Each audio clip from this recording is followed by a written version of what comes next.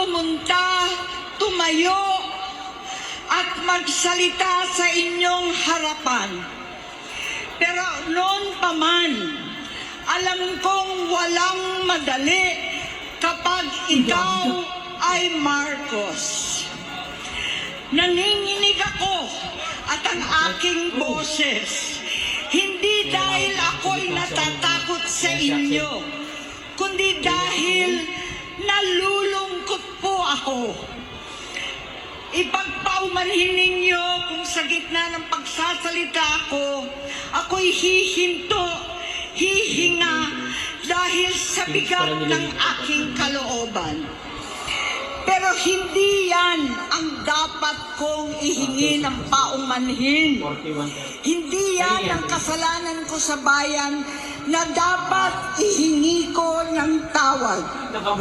Narito po ako dahil sa tawag ng Iglesia ni Cristo para sa transparency, accountability at hustisya.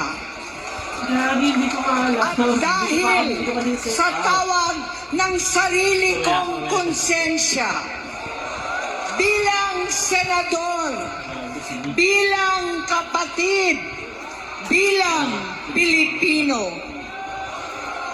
bata pa lamang kami ni Bongbong,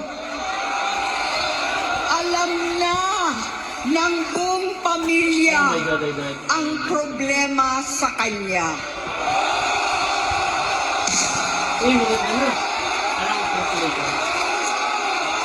Sa totoo lang, mababasa naman ng lahat ang mga testimonya ng aking ama patungkol sa kanyang ugali at gawain.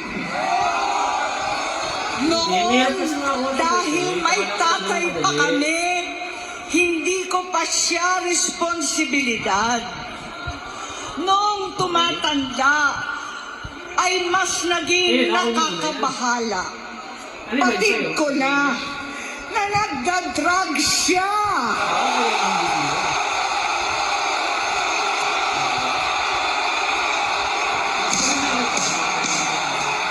Nalaman ko at ng pamilya, nalaman ng pamilya, seryoso ito.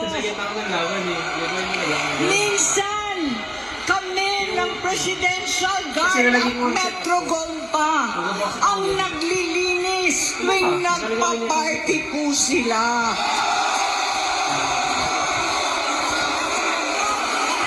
Namuhay kaming magkakapatid sa ibang bansa. Kami-kami lang. Kinumbinsi ko pa si Bongbong. Pakasalan mo na si Lisa. Naisip ko noon, kapag nag-asawa siya, malalagay na sa tahimik at magkakaroon ng direksyon. Ang laki ng pagkakamali ko. Mas lumala ang kanyang pagkalulong sa droga. Ayan, salita na pala eh.